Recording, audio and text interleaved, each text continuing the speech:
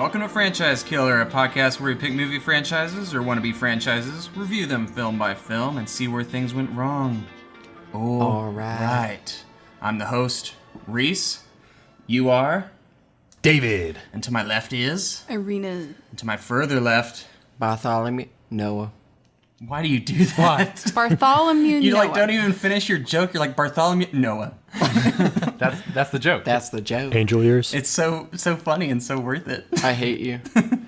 And way off in a distant land, we have... AJ. And today we are talking about the good, the bad, and the ugly.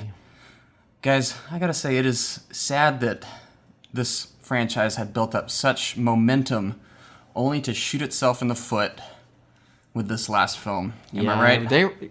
Yeah, I gotta say, Coyote Ugly wasn't as, fulfilling as I expected. Coyote Ugly. So that's what you watched. AJ, the one who picked the Dollars trilogy, thought it was the right time to watch Coyote Ugly.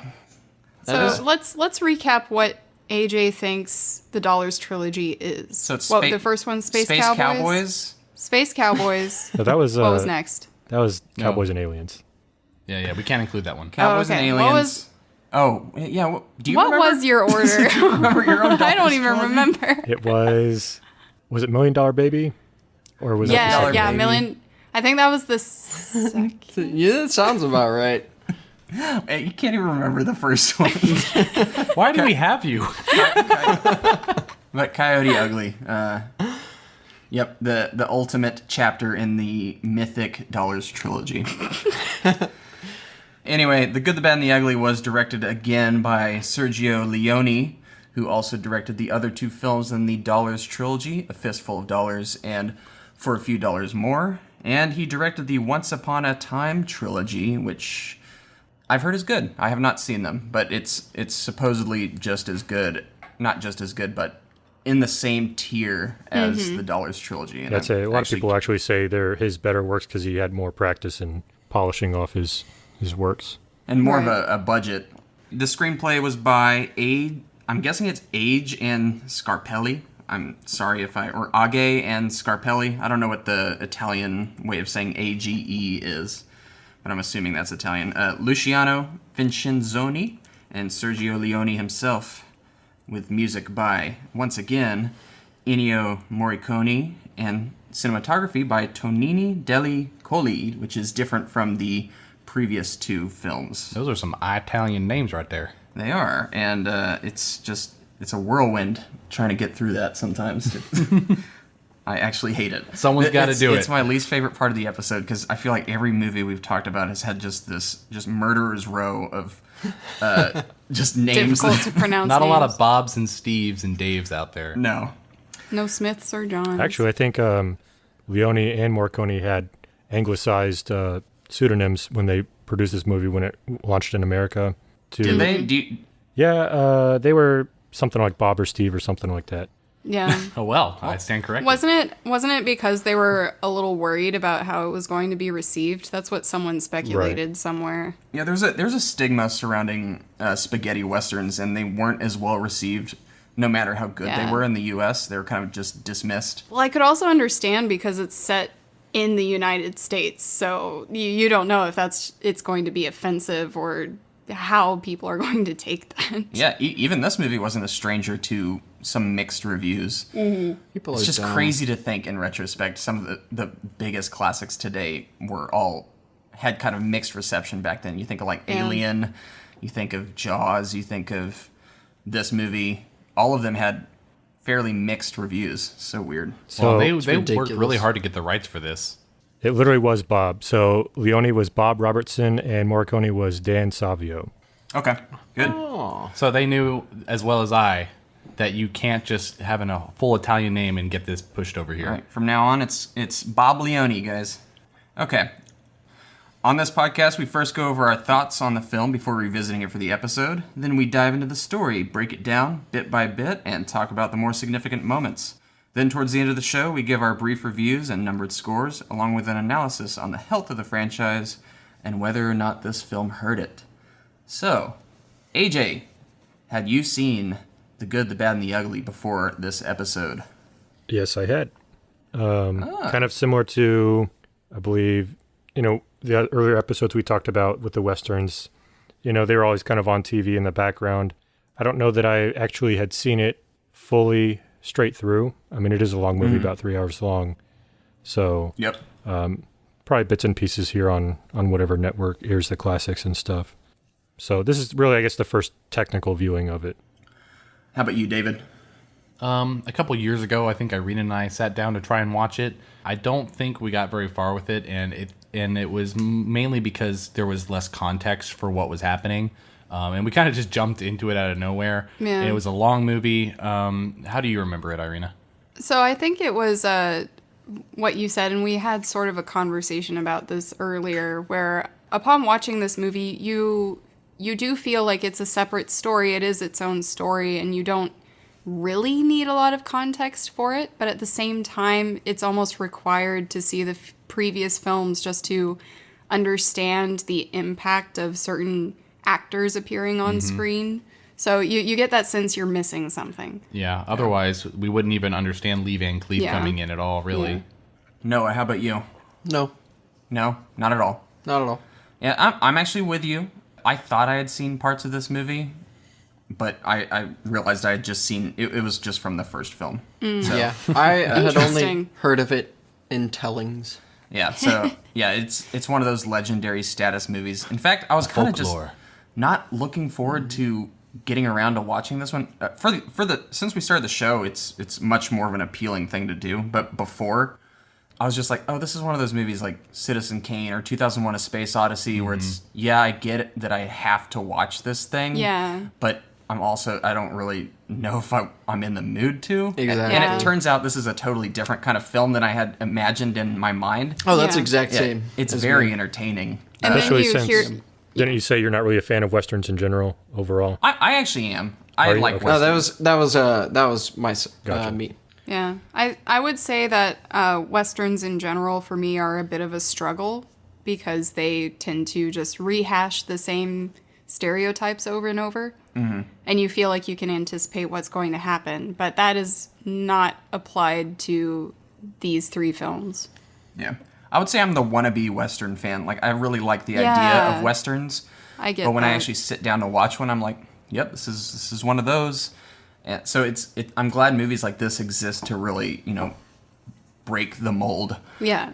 Yeah, the genre back in the 60s and 70s were kind of, I would say, the superhero movies that we have today. It was what the audience had then. Yeah. It was really big. It was kind of the fall or the decline of Hollywood studio filming, and they kind of went out on location stuff, and Westerns were big. It was the trend at the time. Yeah, And they were I could see very that. rinse and repeat. Right. And everyone was happy with that. Are y'all ready to get into the story, guys? Yes. Yes, sir. All right.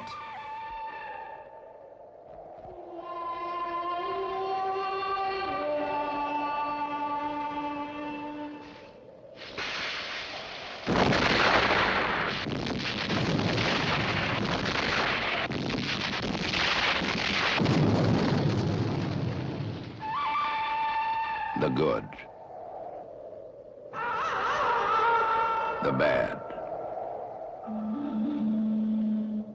The ugly.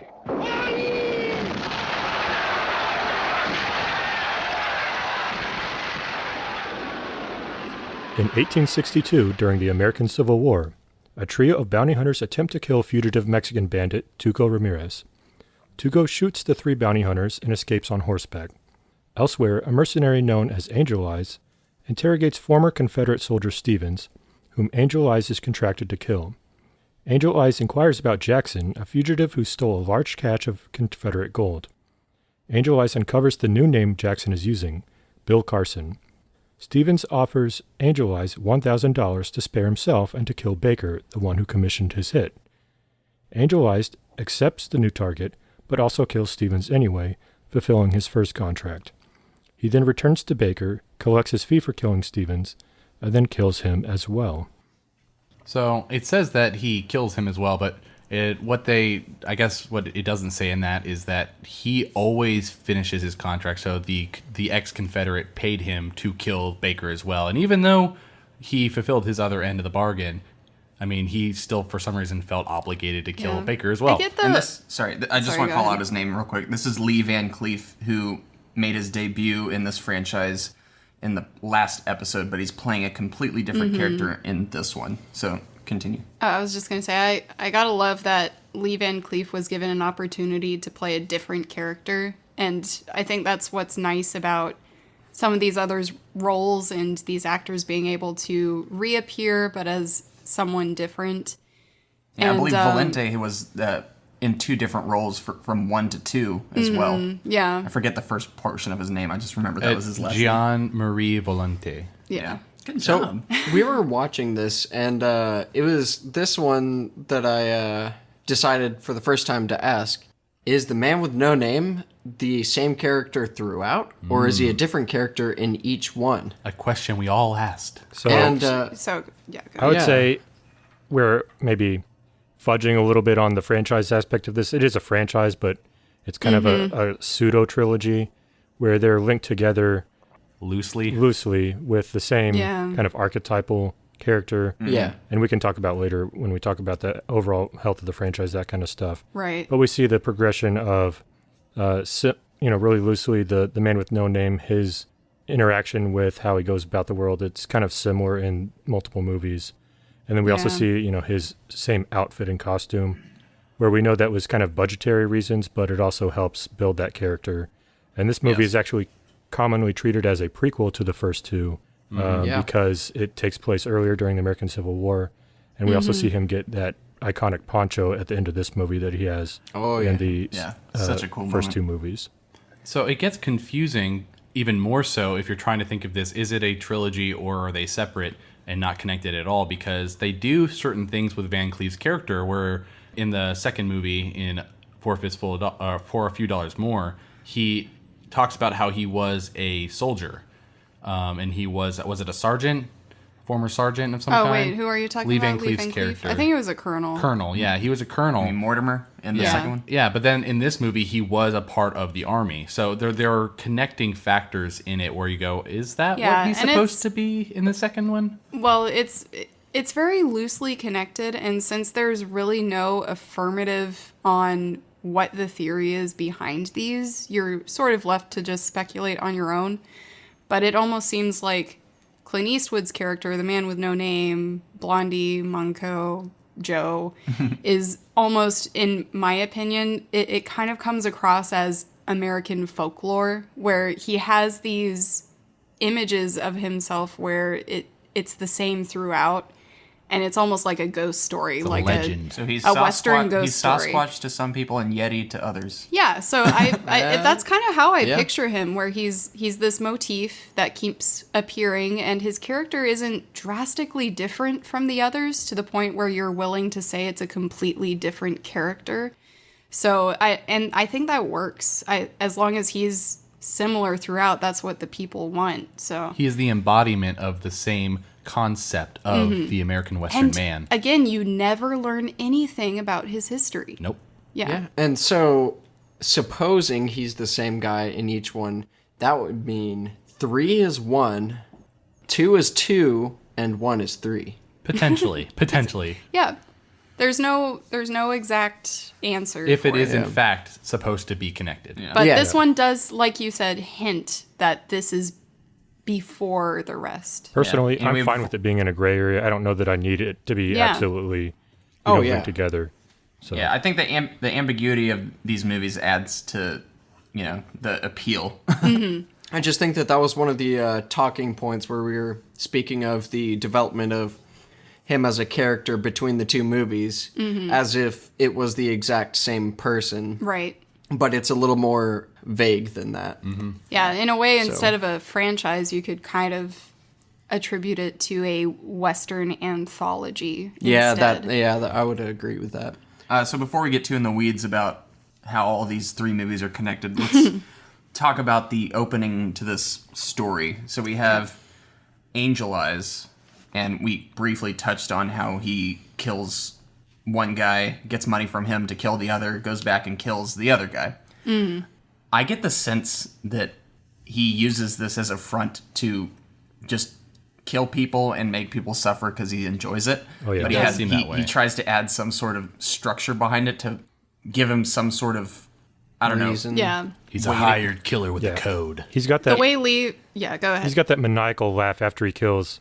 You know, he kind of double crosses. He takes the money and he kills Baker, and then he just kind of cackles, and then immediately you see the label on screen, the bad. So you see that, you know, we kind of set up these characters we'll talk about later, but it tells you right up front who is the bad, who's the good, who's the ugly. And we Yeah, kind of it's question literally that telling going you. on, you know, is there a clear delineation between these people? But we see that part of his character is he definitely has an evil streak because he enjoys the killing.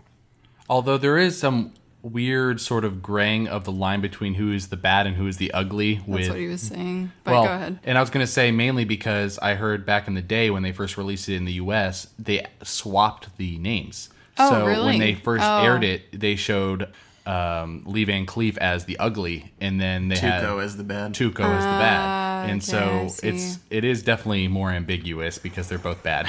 I know Yeah. the title in Italian, ugly and bad, are swapped position wise, but that's news to, I guess. Yeah, if they were originally labeled differently, that's kind of the theme of think this movie, though. Is could you know that- what's the difference between these people? Is one really good? Right. Is one really evil?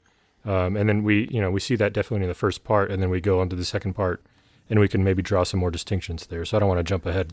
As far as translations of things go, it could just be that the U.S. translated a little weirdly, seeing as a bunch of languages have a different flow as far as those go. So for them, it could have been, you know, Bungled up this, in the this, process. this, and then Gonna draw our attention to the scene when we first see Angel Eyes, which, by the way, I love that name for a villain. It's the coolest name for a cowboy bounty hunter.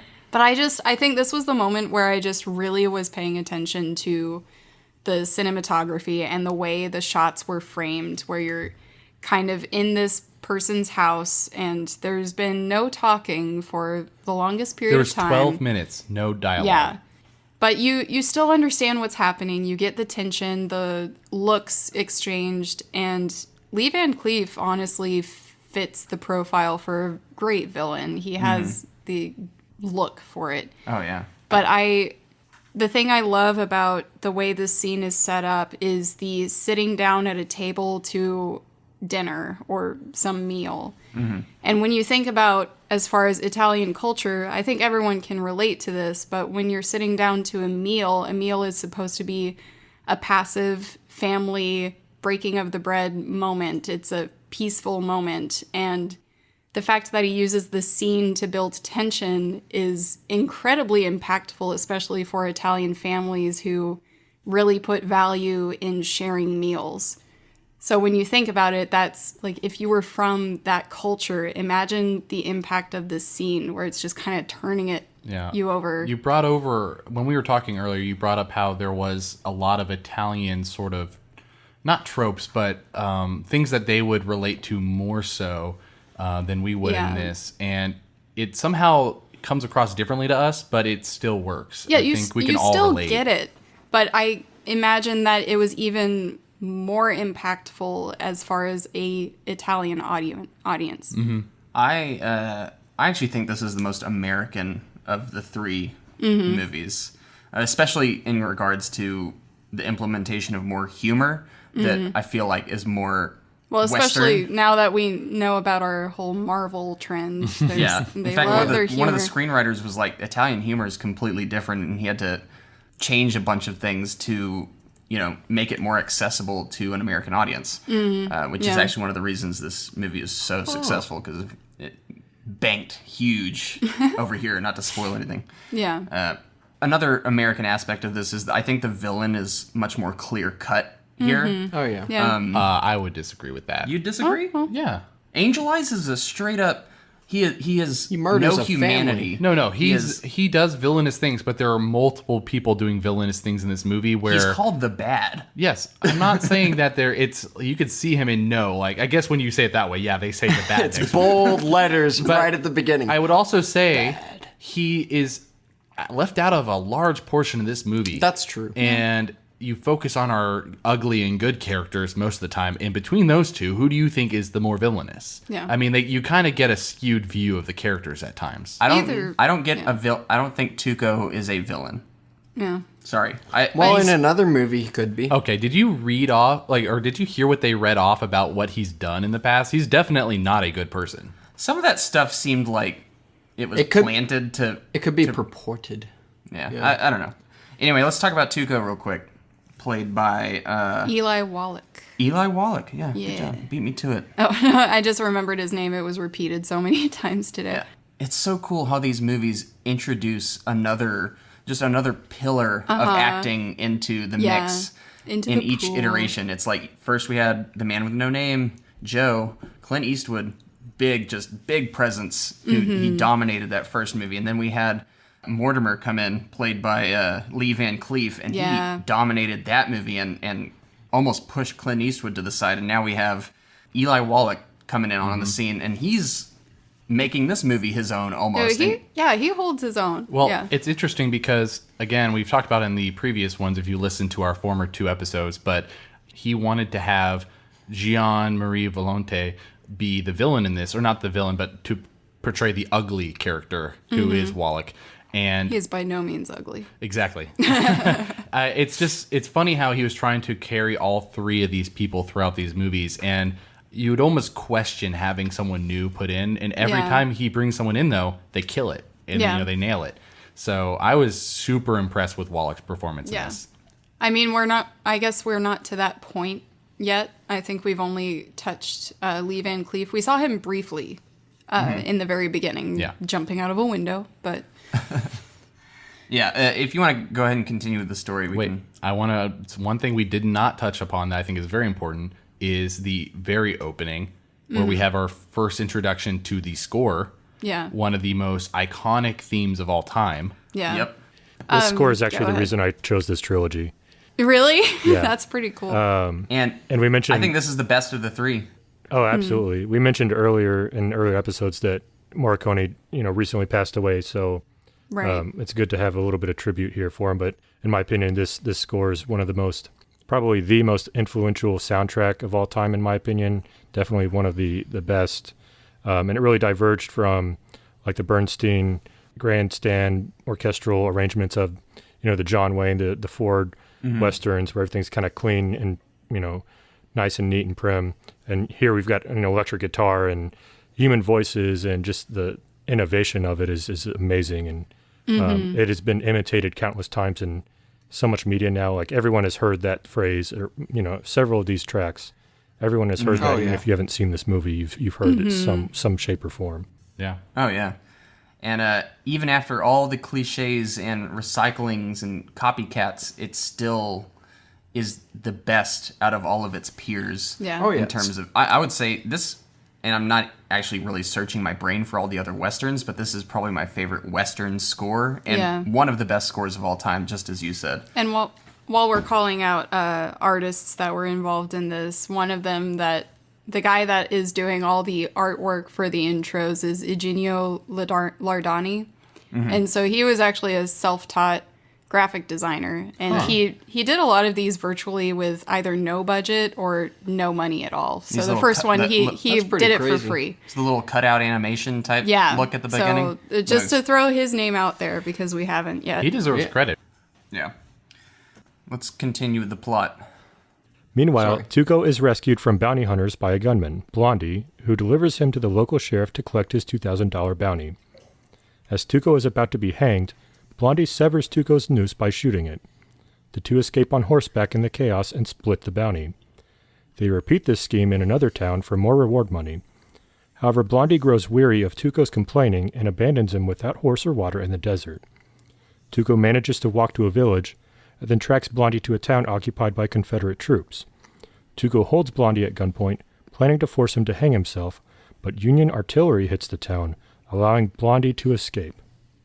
I think this movie it's stealthy about it, but I think it's the only one that actually gives Blondie Joe more Manco a actual character arc.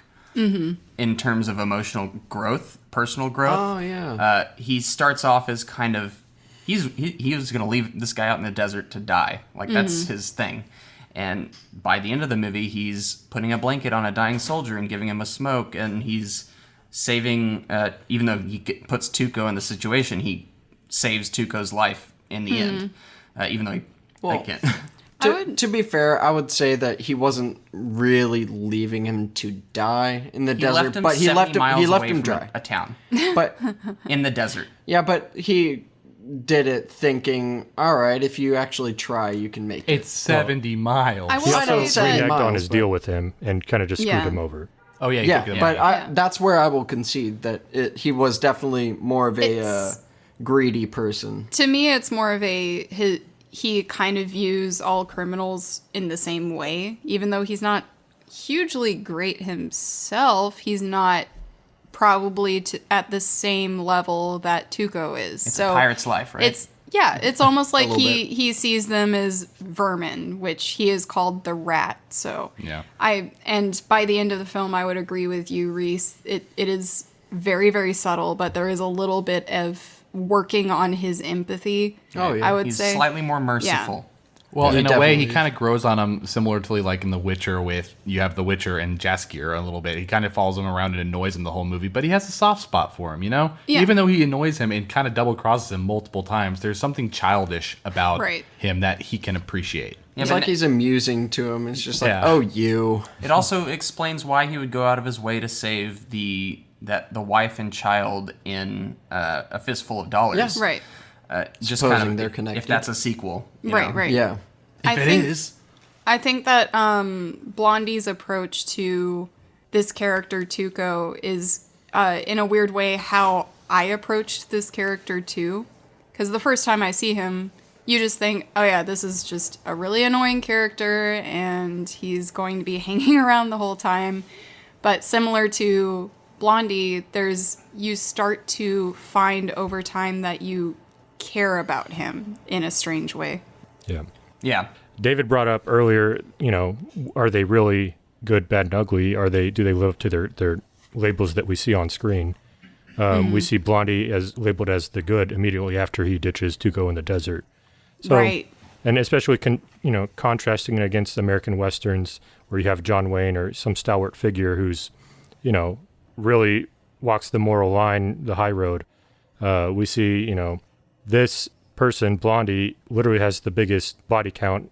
He kills, I think, 11 people in this movie, and the bad guy, Angel Eyes, kills 3 people, and 2 of those were contracted. One was in Right. self-defense. So who's really good and who's really bad? They both wreak havoc. They're both after money, kind of just egotistical, and it's savage, dog eat dog. So there's that gray area that's really nice in the first half of this movie.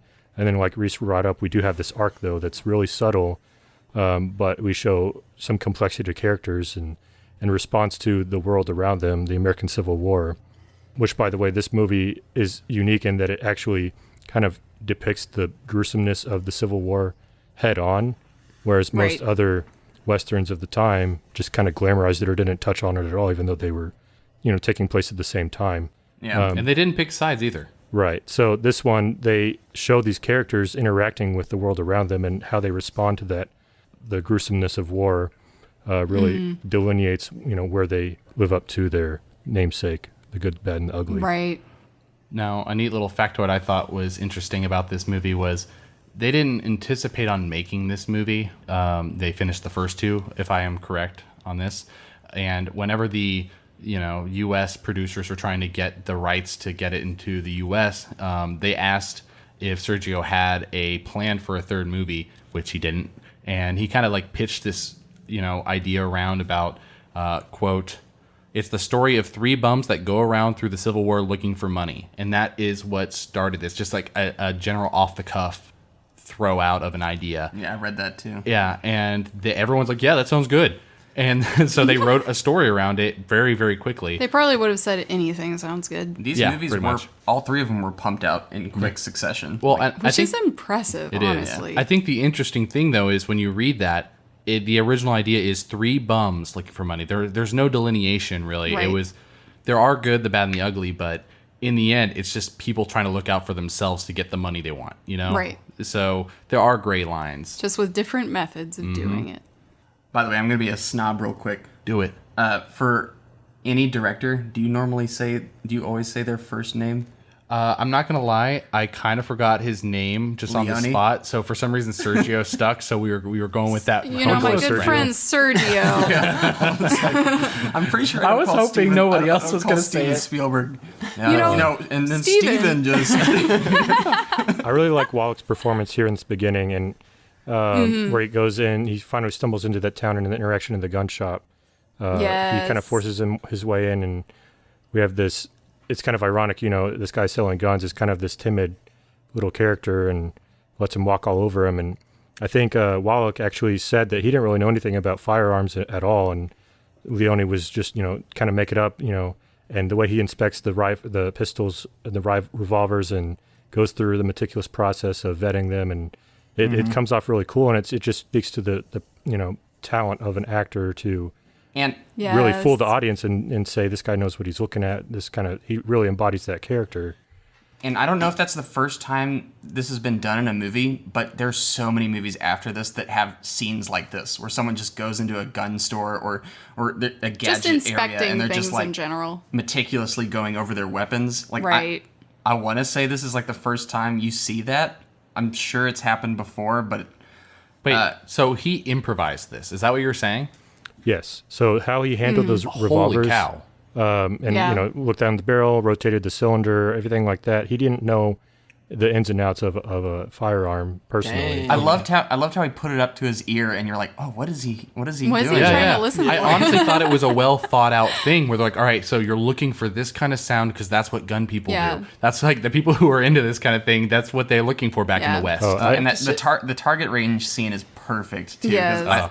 I just love that this guy takes a drink, nails the three targets, and you don't think the last one's shot through Yeah. the neck, but then he just like hits the board and it falls off. The thing I love about this character is that he perfectly symbolizes the idea of, oh, this guy isn't going to be capable of anything, but everyone underestimates him, even the audience, because for me it was one of those things where, oh, this is a bumbling fool, he's an idiot. But he's actually a pretty sharp shooter, and he knows what he's doing and is pretty intelligent, just his emotions kind of get in the way sometimes. What drives him Greed is for gold. making his way through life, surviving, Right. but you know, he's adaptable, and he Right. kind of comes off as dumb, and Blondie calls him an idiot and disposes him for being annoying, but he's very capable, and it Yeah. really, again, to contrast against, you know, the stereotypical Western hero who's always the expert sharpshooter. Blondie definitely is, you know, skilled with the revolver, Right. but you know, the playing field is actually fairly close and even, and all three of these characters are dangerous in their own right. Right. None of them need to be. It would be a mistake to underestimate them, and I really like Wallach's performance here. That gray area, the ugly in between the good and the bad, Right. is probably the broadest thing to encapsulate, and he really does it well and makes an Yes. interesting character. And I feel like it's also to Clint Eastwood's credit, because even in all three of these movies, he's the man with a no name. He's kind of this stoic archetype, you know, just kind of bland. But I actually feel Most like constant. he's more of a, to use a culinary reference, mirepoix, which is, you know, in French cuisine is the carrots, onions, and celery, which create the foundation Right. of a recipe of a dish. You don't taste those ingredients individually, but they're absolutely necessary. You know, Yeah. so you taste the actual herbs and spices and seasonings of the other highlights of the dish. And here's the same case. We have Blondie, who's interesting in his own right, but he sets a great foundation for these other actors to play off of and Right. elevate themselves. This is one of the only movies where the lead performer looks bored throughout the whole movie, but it totally works for his Yes. character. He I think carries that's- the whole plot. And that's where you understand like what you're talking about, kind of the genius behind these movies is that they know that Clint Eastwood is what everyone kind of thinks of and is looking to see, but where a lot of other directors or producers fail is that they think, oh, we need to further emphasize this character because that's what everyone loves. That's not what everyone loves. He is the carrying factor Cowboys that and allows aliens. everything else to develop, you know? So, yeah, it's a really fascinating thing to watch these movies and not realize that beforehand I thought Clint Eastwood was the thing about these movies. But every single movie I've been proven wrong that it's the entire story. Yeah. He's the base, the constant that carries the whole thing. And like you It's were what saying, you do. It's what you that do. defines you. It's similar to Cowboys and Aliens, like we talked about. They're like, oh yeah, simple ingredient. We just take this stoic archetype of a cool cowboy like Clint Eastwood and Jake Lonergan. That's what you do. And let's build on that and make a cool story because people like that. But Did not work that there. did not work Yeah. because they didn't build the story around him and let him be the eyes Yeah. of the story. Well, yeah, I can't tell you No. how many different movies I see where it goes with that main character for a while and then they decide, okay, let's change it up and let's do kind of a spin-off with a side character. And then you're like, oh man, a spin-off with this character?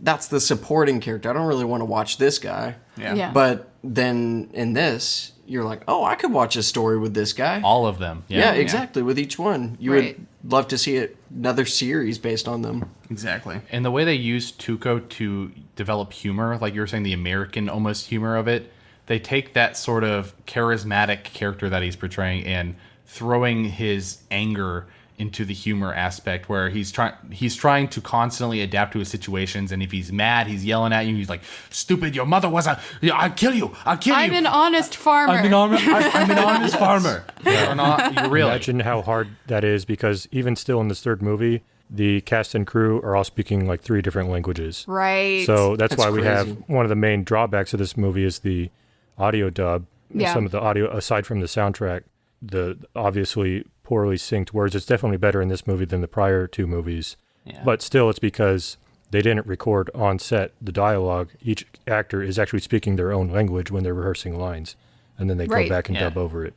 I But will say the dubbing is a little distracting as usual in these movies, and this movie falls Yeah. victim to it just like the other 2. But as you said, it is The- a well, little yeah. better here. I'll say, as a counter to that, at first, I'll concede that it was slightly distracting, but then I got really immersed in the actual story, so I just didn't even notice it at all about halfway through. Yeah. I think their reactions to one another is very natural and organic, and that's what matters. So it's obviously I still put subtitles on because I just wanted to make sure I wasn't missing words, because a lot gets lost when you're trying to read lips. But at the same time, these actors, for not being able to speak the same language all the time, they really do look like they're fully engaged with one another, and I really, really have to commend them for that, because that was seamlessly done. That would be hard to do nowadays. Like honestly, I'm amazed. I heard though that Wallach actually speaks French, and he and Sergio, dang it, I did it again. Leone, yeah. Good friend Sergio. Wallach and Leone both spoke French, so they actually had some form of connection that's versus sweet. the others. Yeah, it's like they said they had broken French each. Yeah. So they were able to make together it a work. conversation. But yeah, just it goes to further, the actual highlights of this movie is they overcame that obstacle and still had an Right. excellent product despite those Exactly. odds. So, Yeah. All right, let's get further in the story here. following an arduous search, Tuco recaptures Blondie and force marches him across a desert until Blondie collapses from dehydration and exposure. As Tuco prepares to shoot him, a runaway carriage races by. Inside are several dead Confederate soldiers and a near-dead Bill Carson. Carson, wanting water, tells Tuco of a $200,000 in Confederate gold that is buried in a grave in Sad Hill Cemetery. Tuco demands to know the name on the grave, but Carson collapses from thirst before answering. When Tuco returns with water, Carson has died, and Blondie, now slumped next to him, reveals that Carson told him the name of the grave before dying. Tuco, who now has strong motivation to keep Blondie alive, gives him water and takes him to a nearby frontier mission to recover. So I like all of this, not all of this, but I like the beginning portion of this where Tuco catches up with Blondie and basically traipses him around throughout the desert, kind of taunts him with water, and then they come across this carriage holding Bill Carson. And Well, they didn't know that he was going to be such a big, influential character. I will say that I was trying to take notes on a specific thing, and I just, for some reason, I meant to write it down and I didn't, and I went throughout the day trying to remember it, and it just now clicked again, and I'm very happy it did. It's mainly the character development between, or I guess the relationship between Tuco and Blondie is so masterfully done and shown how you can go back and forth with their characters and keep the plot moving effectively. So the way they show Blondie treating him poorly, then he treats him poorly, tries to kill him, drags him across the desert, and then he goes off and comes back, and then it's actually Blondie who has the upper hand by having the knowledge to keep himself alive. Yeah. And based on mutual interest, they have to join forces. does this remind you of Captain Jack Sparrow and Barbossa? It's funny you should say that. I brought that up to Irina earlier. Not that specific thing, but the fact that Tuco is very much on that same boat. Yeah, he's a cockroach that just keeps coming back. Yeah. Just like Jack Sparrow is to Barbossa. Mm-hmm. This movie also does really well compared to its, first two predecessors, is the sense of scale in the movie. We're going across this desert. You feel like it's an arduous expedition where it's hopeless and you're never going to see the end of it. You actually, believe that Blondie's going to die of exhaustion and never going to make it. And we see, the rumblings of the Civil War, the troops movement and everything like that, different towns. Whereas in the first one, the Fistful of Dollars, it's in a single town. It feels small scale. Right. Yeah, and the scale's definitely ramped up. You're right. Yeah, and even the technical, like cinematography, the shots in the desert. I mean, it's very hard to. Sand is, as Anakin Skywalker, it's coursing gets everywhere. But it's hard to shoot on, and those sand dunes. I mean, you have to take your shots because if you mess up, then you see footprints and stuff and marks in the sand. You don't have that perfect surface. Here we see Blondie rolling down the hill, and it's the sand is untouched until then. So it really goes to show the technical prowess that they're doing despite their budget, and these shots and the camera work and all that stuff. Everyone coming together despite the obstacles and the language barrier, and just delivering that sense of grand scale, and everyone's struggling in this world. And I don't know. Yeah. It's as if this movie just willed itself into existence because it just needed to be a part of cinema. It had to. Not to mention the tremendous work they did on all the sets. It's just really cool, all the detail that goes into it. And later there's just this entire battlefield and trenches and Well, I'm glad that tons of bridges. extras. I'm glad that it's- you noticed that too, Yeah. because it seemed like Leone was very big on being as accurate as possible with the sort of Confederate and Union sides of this. He even traveled to the U.S., I read, to study up on this, went to the Library of Congress and was taking photos and trying to make sure that he made this as close as possible. Oh, yeah. I appreciate that. And yeah, for like sure. AJ said, the first two are, well, the first one in particular is contained within one small town, and then the second one kind of branches out a little bit and it goes to a couple towns, but This is the first one that feels like an epic. yeah, exactly. Yeah. And it's like David said, Leone was more of an expert on the American West than the supposed experts, on the subject, or who had been presenting it in movies at least, because he did go out and go to libraries and pull up actual old newspapers and microfiche and saw that how these people looked and emulated the look and the dirt and unkemptness of the characters and people and those lifestyles. And I think David even said in an earlier episode that Leone himself dirtied up their costumes and made it look real. Like, this is one of those Lived in movies that is a realistic movie, especially for the time at least, compared to the machine fabricated and really clean cut costumes, and everyone's clean shaven and everything's just really clean in the American Western of Hollywood. Here we see the dirty side of the world. Yes. Yeah. Now we're at a part where, not to sidetrack, but I'm not going to say this is a bad thing, but I think this is the first moment where I start to feel this movie's length. Mm-hmm. When Tuco splits off from Blondie and he's meeting up with his brother, who's an abbot, I understand it was necessary to further establish Tuco's character, and honestly made me understand him a little bit more and his dynamic and how he fits into this world, and it humanizes him in a way too. So I wouldn't at all take this out of the movie. Mm-hmm. But I'm just saying this is when I maybe looked down at my watch. It started to feel a little fatigued. I know what you mean. Perhaps Yeah. a slight It's a long movie. And there's a couple points where it does that. Yeah, I kind of draw similarities to this and like Blade Runner 2049, where things kind of drag on, and it's not an action movie if you might be expecting an action movie jam-packed with fights and running and just quick action. Yeah. This doesn't have that. It does have action for sure, but there are, moments where it does kind of drag and sag a little bit, and I think it's also, like I mentioned last episode, a generational thing where we're used to what we grew up with in 90-minute movies and features and Lawrence of Arabia and all those classics. They were epic in scale, and I think this is going after that same style. So it's something that, yes, you kind of have to reframe your mindset going into it, and unfortunately, it's in our nature, especially our age, that it does feel long, and there are moments that it's like, okay, they could have cut this out, but is it to the detriment of the art or the piece as a whole? Yeah, Yes. I would not cut it out. Yeah, I wouldn't cut it out. The strange thing is, I went into this expecting to feel that fatigue, but I personally did not. I think because I was prepped so much by people telling me, oh, it's 3 hours long, and from my previous experiences with long films, even if I loved them, I still feel that fatigue. But to me, I feel like there's enough change of scenery and introduction of different people to talk to, different information to get, that you don't feel like you're getting lost too much in a moment.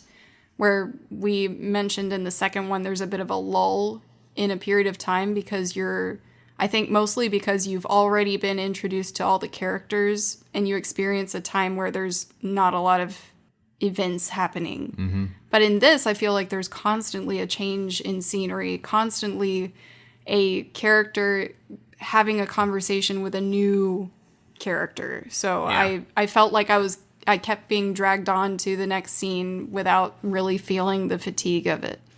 Maybe it has something to do with like me just wanting Tuco to never be separated from Blondie. Yeah, that they have could such be it. a chemistry about them. So when you kind of follow Tuco on his own, it's like, oh, but you're kind of missing your other half. Yeah. Counterpart. You have somebody who is super quiet and pensive and stern, and then you have someone who is super flamboyant and energetic and angry and obnoxious. Exactly. They very much complement each other. Oh, yeah. But he's obnoxious, but not to the point where he's a completely comedic character. I think he balances it just right. Yeah. Oh, yeah. Anyway, you want to carry on with the story there? After Blondie's recovery, the two leave wearing Confederate uniforms from Carson's carriage, only to be captured by Union soldiers and remanded to the prisoner of war camp in Batterville. At roll call, Tuco answers for Bill Carson, getting the attention of Angel Eyes, now a disguised Union sergeant at the camp. Angel Eyes tortures Tuco, who reveals the name of the cemetery, but confesses that only Blondie knows the name of the grave. Realizing that Blondie will not yield to torture, Angel Eyes offers him an equal share of the gold and a partnership. Blondie agrees and rides out with Angel Eyes, but soon spots his gang in hiding. Meanwhile, Tuco is packed on a train to be executed, but he escapes. So, AJ, I wanted to ask you something about this movie, because my brain can't put it together. But is there any significance as to why Angel Eyes might be disguised as a Union soldier and Tuco as a Confederate? Do you know at all? I think the symbolism, there's, a difference, what's called external symbolism and internal symbolism. But these icons, if you will, the uniforms, they're, what we talked about earlier is the graying of the blurring of the lines. Even when they're Blondie and Tuco are captured, they're wearing Confederate uniforms, and they see the battalion or whoever captures them of the Union Army, but they're gray because they're covered in dust. And so it's kind of like, hey, we're wearing the same uniform. And Tuco makes this silly comment, hey, General Lee, or what's his name, that kind of stuff. But then it's like, you're trying to recognize your own kin, but are they really the same on the surface, or are they different? And it's maybe a little bit of commentary on the war. And we see further on, the actual sadness of the war, especially the skirmish of the bridge later on. But, there's obviously a reason for the Civil War. We all know that. Right. That's history. But the minutia, the average everyday person here, who the loss of life is, no one really wants to be there dying. Yeah. And so I think it's just kind of a commentary on, everyone has maybe gray spots in their life. They don't fit or align good or bad. That's how I interpreted it. I don't know if that's correct or not, but I just think a lot of this movie is, ambiguity. We throw that word out a lot, but I think it's just a commentary on there's complexity and nuance in not necessarily having a true definition of good or bad of the human Right. spirit. Yeah. And so I think that's what the uniforms kind of serve that purpose is. It's not supposed to be a commentary on the reason for the Civil War. We all know that's, the evils of that. But really, the people who, like Angel Eyes, the obvious bad here in this case is on the side of the morally superior Union. But I think it's just because he's infiltrated that and he's worked his way up. And we also Right. see him in a position of authority contrasted with his superior officer who is dying of gangrene, who has that moral superiority and wants the prisoners, the Confederate prisoners, treated correctly as human beings. So there's room for human evil to work within whatever side you're on. And even later on, we see the the Union captain, as he corrects him, the Tuco and Blondie, he's just, kind of drunk all the time. He drinks his emotions away because they're Right. fighting over this, same thing uselessly day after day. It's interesting how they show the positions of authority in this and what side they're on and how people are aligned. Like I Yeah. said, I think it just kind of comments on there's that spectrum of good and bad. Yeah, I got the sense that they were trying to distill the Civil War into these three pillar characters. Oh, I didn't get that. But what you said makes a lot more sense, even though both might be true. I Yeah, think there's when it- no right or wrong answer. It's open for interpretation as all art Right. is. So that's what the Yeah. brilliance of this is, use of symbolism and how they depict the characters, and it's relatable. That's the thing about it Yeah. is they show the human experience and the good, the bad, and the ugly, and it's up to you to decide, are these people limited by those single monosyllabic words? Yeah. Can you just I got it as the good doesn't pick a side; they just are good. yeah.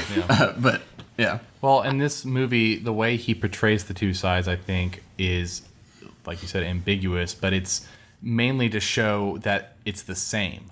I think that there is no right side or wrong side in this. There are good people on bad sides and bad people on good sides, and in the end, you can be whoever you want to be. You Yeah. know, and maybe that does fit into what you're saying, Reese. It doesn't matter where you start or what you're labeled as, but you can decide. To me, Yeah. it was more about these three central characters, and it's less about. I don't think he was trying to make as huge a symbolic message through the war. I think that was something that anyone that has experienced war or knows anything about war knows that soldiers don't feel like they're fighting their war. And that's something relatable to everyone. yeah, And so these three main characters are using the events of the war as merely an obstacle to get through. They have no real particular interest in it. And I think most people most laymen don't really have a particular interest in it. It's usually fighting for those that you don't see, the ones in charge.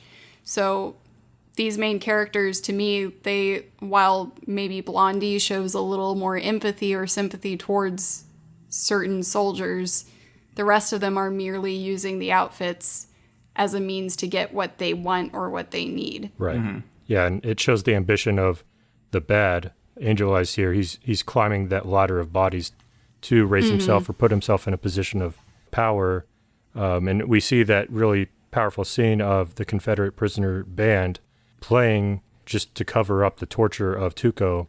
And this Right. torture scene is actually revolutionary for its time. The brutality of it shown on screen was one of the Right. most gruesome torture scenes shown at the time. And so it was also another kind of shock factor for, the proper audience who didn't really receive the spaghetti western well because they didn't really want to see that dirty side of life, I guess, Right. in a Gosh, movie or a western. But each one of these movies has had a moment like that. If you recall, the first movie had the brutal torture of Blondie, or Joe in that case. Yep. The second one had that rape scene flashback Yeah. that was controversial for the time. And this one, as you're mentioning now, also apparently controversial. Yeah. No, and Irina, I agree with you that it's not necessarily a broad statement on society as a whole, but I think it shows the backdrop to, show, like David said, these characters can be who they choose to be. And that's Right. what really chooses the bad, the good, and the ugly for them is themselves. Yeah. So what do we think about the kind of train escape? We're there, right? Tuco jumping out of the train. Yeah, that was Yep. the end of our Yeah. section. I heard the stunt was actually pretty dangerous. The portion where he gets his bonds cut on the rail. Mm-hmm. Pretty impressive. Apparently, the train was like feet from his head. Could have taken his head off. That was such a well executed scene. Just the jumping off, for one, that looked very painful. I know he didn't do that. It was probably a stuntman. But I was impressed. Someone jumped from two people jumped from Yeah. a moving train that were attached. And like, how do you... I know we've made the connection before to silent films, so that is very much a Buster Keaton thing to do, because Buster Keaton did all of his stunts himself, and there's a famous scene with him on a train doing his antics, and that was an actual moving train. Oh. So this reminded me exactly of that kind of thing, and the risk it runs to try and make a really impactful scene with live action, Yes, like guerrilla stunts. Yeah, and just to Jeez. let the audience or the people listening know, Tuco was kind of captured by the Union side and was being transported, and he was shackled to a Union soldier and kind of shoved him out of the train, and they're together, and he's shackled to him still, even though he's dead, and has to break these bonds, so he slings the body across the rails and has to lay there and wait for the train to roll over to break those chains. But the actor himself actually put himself there, had a train 2 feet from his head, as Yeah. Reese was saying, and little rails would go over his head, and if he moved up at all, he would have been decapitated. Yeah. They even went to the trouble to leave a dummy under there representing the other guy to get picked up or hit by the train. And there's even a shot where it's from under the train and you see the body like rolling Yeah. as it goes over the train. And I was like, dang, that's brutal. While we're on the Yes. topic of risky stunts, this scene is a little bit later on, but the bridge explosion was Yes. actually massive in real life. And Leone and Eastwood talk about in an interview that Leone directed Eastwood to go, okay, now go down to the bridge, yourself instead of a stuntman with this explosion. And it was a massive amount of explosive. Yeah. There's And he was afraid that, I think Eastwood said, okay, are you going to be down there myself? And then Leone was, why? He's like, so, and then eventually they both went to a safe distance and had stunt people go in. But I think actually a cameraman that was close to it did get severely injured from that explosion. Oh my no. gosh, poor cameraman. There's something I feel like you and I were both thinking about with this scene. Did you have a different anecdote? no, when that bridge goes off and there's a piece of debris that hits a sandbag that's like really close to the camera, and the main actors are like behind the sandbag, or soldiers are behind the sandbag, and that looked very real. And it was a big piece of debris. So I don't know what was going on there, but Jeez, Well, man. it's funny that I was expecting one of you to bring this up, but in that scene, similar to Tropic Thunder, they had all of those explosives there, and they accidentally set it off early, Right. before they were Oh, filming. no. yeah. Oh, man. And I knew that too. okay, I thought that's what you were going to bring up. I just thought it was very funny because I think Leone himself didn't even seem very affected by it, and he's like, "Well, let's go eat." And then they just came back and they had them reset up and they did it again. No, that Oh my that sounds gosh. like the point where you're like beyond upset that you loop back around to like, F it. Let's just get a Let's just meal. get Whatever, this we're done. take 10, everybody. Yeah, of course that one. Someone happened. set up the $2 million in explosives again. All right. Let's do a real short paragraph and talk about it briefly because the paragraph following is pretty long. Okay. Go for it. Blondie, Angel Eyes, and his henchmen arrive in an evacuated town. Tuco, having fled to the same town, takes a bath in a ramshackle hotel and is surprised by Elam, one of the 3 bounty hunters who tried to kill him. Tuco shoots Elam, prompting Blondie to investigate the gunshots. He finds Tuco, and they team up with Angel Eyes as a common enemy. The two kill the gang one by one, but discover that Angel Eyes himself has escaped. In my notes, I wrote, "Is it wrong that I like Tuco?" No, I don't think that's wrong at all. Because I started feeling the same way, and I completely did not expect to. Yeah. I'm not saying he's a protagonist, not at all. He's a double-crossing, just like some of the other characters. But something about him, I don't know. It's Would you say enjoyable to watch. It might be looking too deep into symbolism, but you could say the bath, he's washing off, the kind of the dirty rat aspect of him and kind of starting to walk on the good side a little bit. Right. Yeah. Also, he's always crossing himself, and he's got that charm around his necklace that he's throwing on both sides. He's got this relationship with his brother he's an abbot. There's another moment of he actually shows some regret when he's, speaking with Blondie, and they're kind of on a carriage. Yeah. And then later on, he even tells Blondie where the cemetery is, or which one it is. Even Yeah. though he does end up. Yeah, he does end up double crossing in the end. Yeah. But we'll the get thing to that. is, there's sort of this reluctant desire to make connections with people that I see in the way Eli Wallach plays this character. Yeah. And you are that idea is kind of reinforced by his dialogue with his brother, where he views his brother, who is clearly the holy man, quote unquote, holy man Yeah. here, as the one that abandoned the family that they were a part of, the one that took the easy way out, whereas he was pressured to become a thief Bandito. because of their situation. Yeah. And that is, you can empathize with that, where I feel like even today there are a lot of people that feel pushed to a life of crime, or at least not living a fully moral life because they've been pushed into that situation. Yeah. So you start to empathize with this character more and The difference feel bad for him. Yeah, the difference between him and Angel Eyes is you get the sense that Angel Eyes didn't even try to battle his demons and just gave in to... That he enjoys it. Yeah, he revels in just being evil. He's a psychopath. Yeah, but Oh, yeah. Tuco, he seems like he's constantly having this mental battle with himself Yeah. about whether or not to be a better person, or he'll do something bad and then say a quick prayer and hope that kind of absolves him. But there is still like that sense Love that that way he he's- crosses himself. yeah, there's that sense that he knows he's at least acknowledging that I just did something bad. Actually, Yeah. yeah. You know? I never thought about that. He does whenever he crosses himself. That is his acknowledgement that he is in the wrong. Yeah, that he has some sort of sense of superstition or religious habit still instilled in him. So, Yeah. This the scene where they're finally teamed up and walking down the street and picking off the gang one by one really helps to pick up the energy again that kind of dragged a little bit. yes, yes, So we kind of definitely. really get thrown back into the stride of the movie, in my opinion. Cool. Such a cool shootout scene too in this bombed out set. That it's just cool to see someone almost take out Tuco, Yeah. and he instantly turns around and shoots him out of the window. Yes. And then the gangs basically they've established themselves Yeah. as a duo once more. I love the exchange of looks that goes on here where Tuco's just doing his thing, but you see Blondie kind of look at him with almost surprise, kind of Yeah. impressed by how capable he is, but also amused at the same time because he's such a unusual person. Yeah. And it's so weird. I think that his character really is representing how the audience is starting to embrace Tuco as a character, where you kind of assumed something about him at first, and now you weirdly just enjoy his presence. Yeah. Somewhat of a admiration for him. Yeah. Tuco and Blondie travel towards Sad Hill, but their way is blocked by an entrenched active battleground.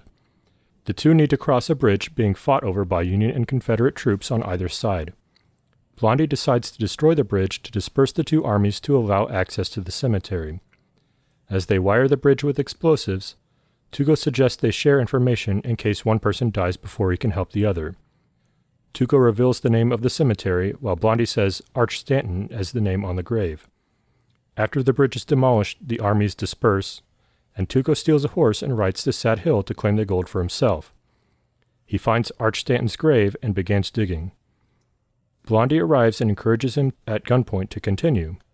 A moment later, Angel Eye surprises them both. Blondie then opens Stanton's grave, revealing only a skeleton, but no gold. Blondie states that he lied about the name on the grave and offers to write the real name on a rock.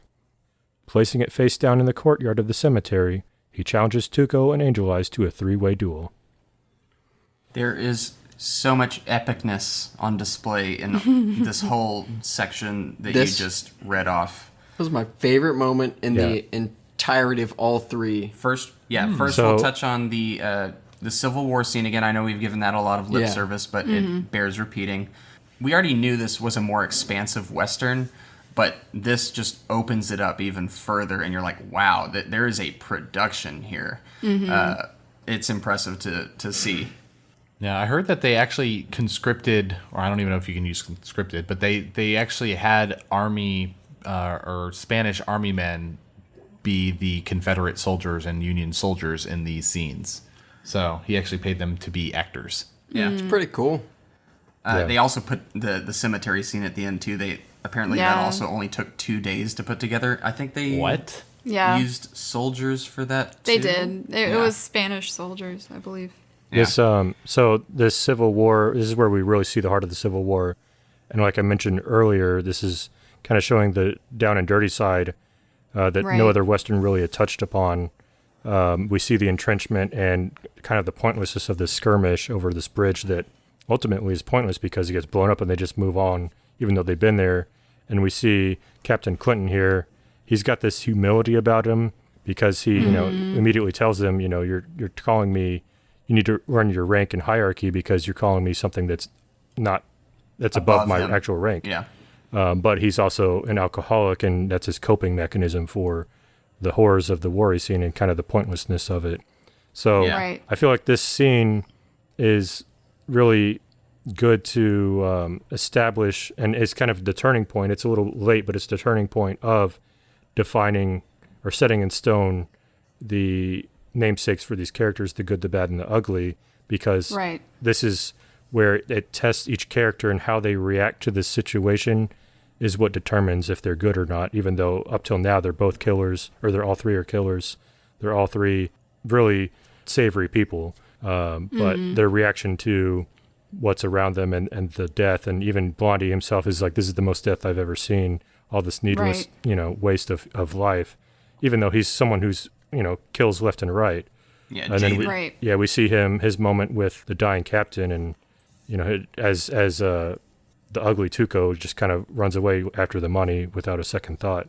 Yeah. There's and in you saying that reminded me of a line that happens earlier in this film, which really does kind of emphasize their perspective on the war, the way they are handling the war, and that's between Tuco and Blondie, where Blondie is about to be hanged in his own room, and they're referring to the gunfire as storms versus gunfire, where Tuco refers to them as storms, and Blondie says, or it could be gunfire.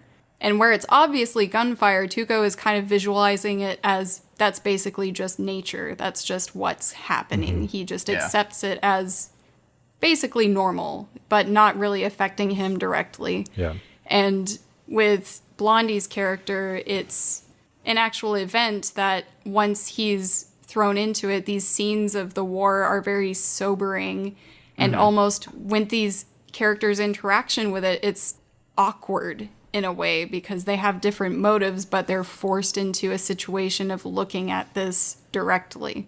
And it's funny because Tuco says several times in this movie, it's almost a catchphrase at this point, there are two types of people in this world. Right. And he says a different example every time. Right. But we see two types of people here is, one person who cares about their fellow man, one person who cares about themselves. Right. And that's kind of the delineating factor here for me. And it's really powerful that they show this epic scale of the Civil War contained in a bottle skirmish here. But that just goes to further the characterization of these people. Yeah. Yeah. So they set the explosives. Boom goes the dynamite. Oh, yeah. Massive, awesome, impressive explosion. I do like this little moment between Tuco and Blondie where Tuco he's trying to coax the name of the grave on the grave from Blondie. And but you also kind of get the sense that he's like, hey, you show me yours, I'll show you mine. Like they want to be friends. Kind of Yeah, like confiding yeah. in one another Yeah. in But a also, weird way. it's also just to because he does end up giving his information first, and it Yes. is the correct information. And you know it is because you were there for that conversation. yeah, of course, Tuco ends up backstabbing him, but Classic Tuco. but it's But still he you immediately got the sense in that gets little him back. micro moment that it was like an attempted bonding moment, and Yes. not once did I think that Blondie actually gave him the right name. Yeah. I was like, come on, come Yeah. on. But But Tuco's excitement, and here we have the score, probably one of Morricone's most iconic pieces, other than the Yes. title of this movie, The Ecstasy of Gold. We see Tuco Yeah. almost frolicking through the cemetery Yes. looking for Arch Stanton's grave. And the scene, Yeah. Yes. the inner cynic in me, in any other movie would say this is cheesy as all can be. Like, this is absurd. Yeah. Like him just jumping and running through the tombstones and this grandiose, arrangement here. But for some reason, just everything in this movie just makes it work. And it's like, I almost want to be with him. Like, that's how powerful this piece of music is, in my opinion. Yeah. It's amazing. And with the visuals, Oh, too, yeah. of just seeing, it begins to spin and you start to see all the images kind of coalesce into this blur of... Yeah. It's disorienting, but also enticing. Yeah, but then you're kind of reinforced by the naming of this track of music, like you said, is the ecstasy of gold. So it's just yeah. this, you are understanding his perspective where for him, the gold is like, this is the ultimate end for him. This is ecstasy for him. So he's just so caught up in this feeling, and it's happened before where he's motivated purely by this substance to the point where he starts to ignore the rest of his surroundings, and that's where his weakness is. It's true. This is even seeded from the very beginning Mm-hmm. with he's always the one in the dangerous position, in the hangman's noose, Right. who's willing to put his life on the line for the gold, while Right. Blondie's always off in this distance, could Yeah. make a safe getaway if things, Goes Right. south. Yeah, exactly. So you do get the sense Blondie doesn't value gold. Isn't his life. Yeah. It's just part of it. He enjoys doing it. Yeah. It's about the journey, and that's what this whole movie's all about. Yeah. Well, he throws the I shovel mean, it's at him, and Tuco just picks it up and just like, I guess I'd keep digging. Yeah. Yeah, and then you have that funny moment where he just breaks open the bag and you're thinking, man, how are you going to transport that? Yeah. Although we are skipping Lee Van Cleef's intro into this, Yeah. which Angel Eyes, Angel yeah. Eyes. I saw him at this moment. I was like, when did I last see him? Yeah, he And- kind of left the picture for a while there. Exactly. That was probably one of my biggest flaws in this movie was the way they sort of have pieced it together without him being included more in the latter half. Because I love Lee Van Cleef, and I think he adds so much. I think they wanted you to think that he's the wolf on the hunt, and you never know when he's going to strike. So they want you to have him in the background of your mind. But I think they kept him away for a little too long to where Yeah. you just kind of forgot about I think him. a lot of I us do did think forget. I would agree with that Yeah. because the way he presents himself when he finally does show up is not as impactful if it gave you a little more information. It doesn't have to be much, just something to show that he's still in the game a little bit. Yeah. And you kind of by this point, as far as for me, you just know that he's not going to win in the end, so you don't feel as much of the tension as you could have. Yeah. I think that speaks to the previous villain's ability to act in that role. But yeah, Indio in the previous movie, he was just a masterful villain. And in this one, you have kind of a more backseat villain, and the yet again, the protagonist and his bud Yeah. kind When- of take the front seat. However, when he is there, he is very threatening. Yes. Those scenes are very important. Oh, yeah. And I think he does a very good job Which portraying is why that it's sad when tense he's not there. kind of killer Oh, yeah. aspect. But you wish you could see a little more of him. Especially We going then- back to the torture scene. Like, that just Yes. highlights his, wickedness. Is he enjoys that torture. He doesn't hold back. He, beats Tuco within an inch of his life. And then Blondie comes along and he knows that torture's not going to work on him, so he doesn't even try.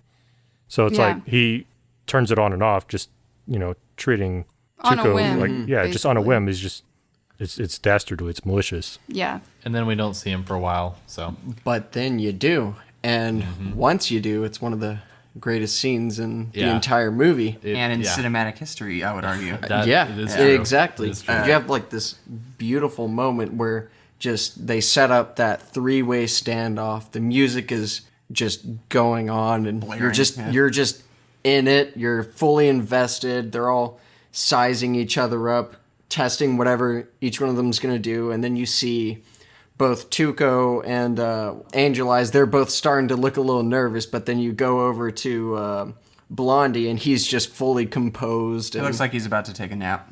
exactly, Yeah, but we're about to he's cover just that duel itself. Yep. All right, let's go ahead and do it. The trio stare each other down. Everyone draws, and Blondie shoots and kills Angel Eyes, while Tuco discovers that his own gun was unloaded by Blondie the night before. Blondie reveals that the gold is actually in the grave besides Arch Stanton's marked unknown. Tuco is initially elated to find bags of gold, but Blondie holds him at gunpoint and orders him into a hangman's noose hanging on a tree. Blondie binds Tuco's hands and forces him to stand balanced precariously atop an unsteady grave marker while he takes half the gold and rides away. As Tuco screams for mercy, Blondie returns into sight. Blondie then severs the rope with a rifle shot, dropping Tuco, alive but tied up, onto the share of his gold. Tuco curses loudly while Blondie rides off into the horizon. Classic. oh yeah. I'm going to pose this question because it hit me in this certain way. I don't know if it did for the rest of you, but when you have the standoff between the three of them, I did feel the tension, but not really as strongly because in my mind, I felt like I knew who was going to fall. Mm-hmm. But where I felt the most tension was when Tuco was standing on the cross, basically, with his head in the noose. Oh, yeah. And like, "No." the tension is not from what you would expect to feel. It's more is this guy really going to leave him? Like, the audience is Yeah. really strongly wanting to believe that Blondie is as good as you think he is. Like, you're You're really exactly you're holding right. out on the fact Yeah. that he is a very good guy. It's funny, too, because the director's like, you never should have doubted it. And he slaps the good, the bad, and the ugly, like, Yeah, on right each at of the them. end. It's like, he's It's the like, good, of I course. basically told you exactly who this person is, and you still didn't believe it. You're so right. During that whole scene, I can say that as sad as it would be for Tuco to die, I wouldn't have been as upset with him dying by the villain's hand, but I would have been more upset by Blondie leaving him to die. Yeah. That would have been really sad for me. I would have thought, oh gosh, I invested all this Yeah. all His of me emotion. into this character. Like, you know, you always see the protagonist as some weird extension of yourself, so you want for them to be the best. I felt tension at the shoot-off, though, Yeah, too. this Like, duel- I didn't feel like Blondie was going to die. I knew he was in the safe zone. Right. I was more like, what is happening between Tuco and Angel Eyes? I didn't know that his gun was unloaded. All that was new to me. Like, I was doing the math. There's going to be 3 shots that are fired. But then now that I think about it, it totally makes sense because they've always established Blondie as the sharpshooter who's really Right, quick. right. Like, he's the quickest gun. Yeah. Whereas if we're to believe that Angel Eyes follows a similar, type of or technique as Mortimer did in the second film, he's more of a long shot type Right. character who's more calculated. So you already kind of have that built up in your mind that no matter what, Blondie's going to shoot the one he wants to shoot. Tuco's the wild card. Like, who's he gonna? And he Right, doesn't have to right. worry Oh, about yeah. him since he unloaded Yeah. his gun. I didn't conflate Mortimer and Angel Eyes. So, I mean, I think the movie established well enough that all 3 of these, even though, it's kind of like the saying, in a knife fight, one person dies on the street, one person dies on the ambulance. Like, this is Yeah. still a deadly situation. No matter who Right. wins, no one wins, Right. except in a movie, really. But, it easily could have been the case all of them die or 2 of them die because it established all these people as deadly shots. Even though we know that Blondie has the edge, it's almost like rock, paper, scissors. There's kind of a randomness and odds to it. At least to so us, I the felt that viewer. tension, and this Mexican standoff, it wasn't what invented the Mexican standoff, but it epitomized it. It defined it for everything else to follow. And we see this in like Tarantino films, for example, and everyone's seen a Mexican standoff in some form or another because of this movie. And the way that the camera follows, and we have Leone's iconic close-ups of the face and the details, and the gradually zooming in on the eyes and the hands and the slight little minutia, the moments. I think Angel Eyes even kind of slightly edges towards his pistol, then sees Blondie, looks at him, and then his hand creeps back, and just the kind of little back and forth, the tiny whispers. Yeah, this also has one of the best pan downs from shoulder to gun hand by the gun holster. It's just so beautiful seeing that shot, and then the person on the other side just staring them down. And the music to silence, and then the quickening of the tempo. It's all really well done. Yeah. It almost feels like a more realized version of the ending of the second movie. I feel like there's so much in common with them in a circle. There's a standoff. There are two people. I do personally think the weight of the second one was more impactful to me. I think that the weight of the villainy of the character and who you wanted to live or die was not as obvious to me. And in the end of this, I went so long without seeing Angel Eyes. By the time he came on there, I was like, yeah, he's gonna die. I didn't even really think about it. It was, I love the way they set it up. I love the iconic scene, the wide shots, the way they zoomed in on the characters' faces, the way they panned to the guns, the music, the build up, everything about it was beautiful. But the weight of it was lost on me compared to the second one. Well, it's because for a few dollars more was a revenge story. Yeah. Mortimer had a very personal stake in that standoff. I was gonna say this is just a different type of movie. That one was the previous movie is more emotionally heavy because it was meant to be that way. But this one is kind of a more triumphant story, a story that I think does The Man with No Name more justice than I think the previous one did. I guess it's more of the fact that they didn't include Angel Eyes enough to build up the tension. That's fair. That's the only difference. Yeah. So I do. The thing I want to say about this, which connects to the other two films, is that I love that even though Leone is approached every time to be pushed basically to do another film, he still doesn't do the same thing twice. In the first one, you are received with the finale where you have that tension of, is the villain going to shoot Joe? What is going to happen? You already have that threat of wondering, will my protagonist be killed in the end or hurt? And then he wins. But in the sequel, but the following film, it's almost like he says, nah, you've already seen that. So this guy's safe. Twice. But now you have to worry about this new character that you've just been introduced to. So he keeps switching it up. And in this third one, he presents a situation where there are 3 lives on the line. 2 you probably care about, 1 you don't. So you're not sure, based on the chances there, whether those 2 you are more interested in are going to survive this situation. Yes and no.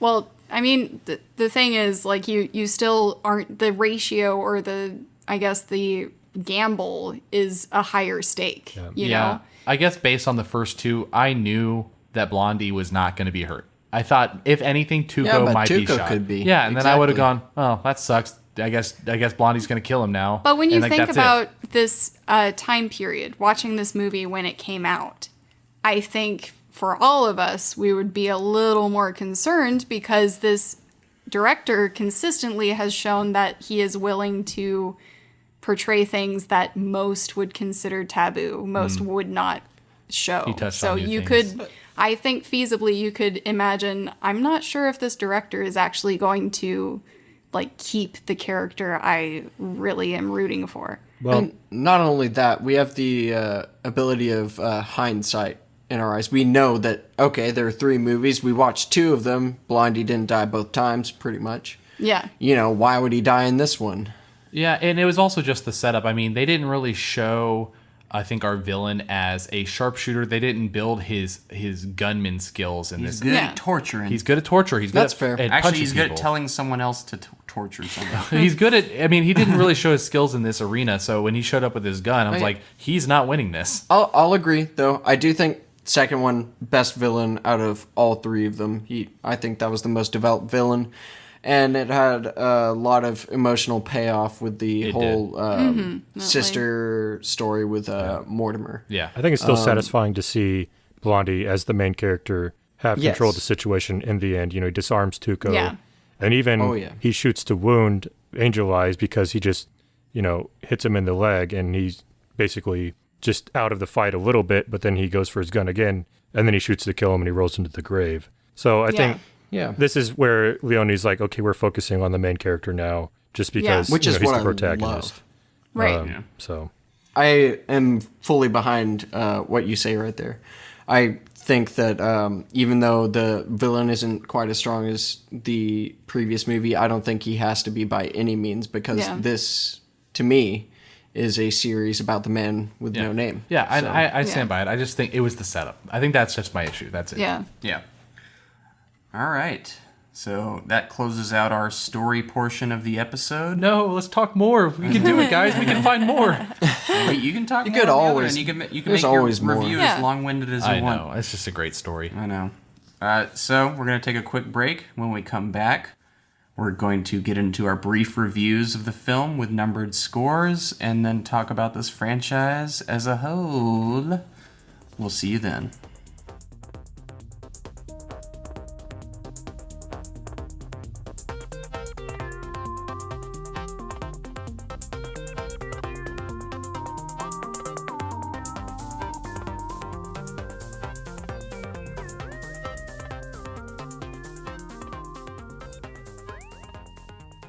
And welcome back. Welcome back. Hey. All right, David. You've got our scores in that little bowl of yours. I just might. Why don't you draw them at random? Hey, let's toss this up because I memorized where all these pieces of paper were. All right. First up, who will it be? It will be AJ, starting off with a 10. Is this the first 10 for AJ? no, No, I he's gave got 10 to 2049. Oh, Which- gotcha. Actually, like I mentioned briefly earlier, I feel like there's a lot of parallels to be drawn, or at least in style, because to some, this is not an exciting movie. I know quite a few people who don't really care for Westerns, but actually enjoy this take on a Western because of Clint Eastwood's portrayal as, kind of the rougher, tougher side of it. That was kind of counterculture at the time. But this movie is kind of, it just shows that things can be dirty, even on the technical side of a movie, and flawed. Obviously we have the audio flaws here. Even a little bit of the Foley work is better than the first two movies, and the dubbing is still problematic. But there are a lot of other obstacles that Leone and the whole production overcame, like the language barrier and budget, that it's one of the most iconic and trend-setting and duplicated and parodied and, referenced movies of all time. And that's for a good reason, is because of, it's monumental. It shows the human experience. We have one of the most brilliant soundtracks of all time that, I will listen to on my own, just, any day of the week, really. It shows talent and art, even though there's some rough edges about it. I feel like it merits a 10 despite those flaws, because, some aspects of it go above and beyond. It's an enjoyable movie. There are some pace issues, but I attribute those to the age and style of the movie. In a modern setting, it does feel a little bit of a fish out of water because of what we're used to now. I'm definitely okay with kind of giving half a glance to those flaws, just because of the brilliance of what is in this movie. And there's so much that's talked about in this movie that you can find YouTube video after YouTube video, essay. It's one of those movies that is talked about in film school because of the technique and the style and cinematography. Every aspect of making a movie, there are brilliant aspects of this particular movie, this work of art. I don't know. It's not perfect, but it is perfect in that art can be perfect and in its flaws. And it's just the highlights of this movie are just very, very memorable. That's why I gave it a 10. All right. I guess we're moving on to the next score. Let's see who we got. Reese with a 10.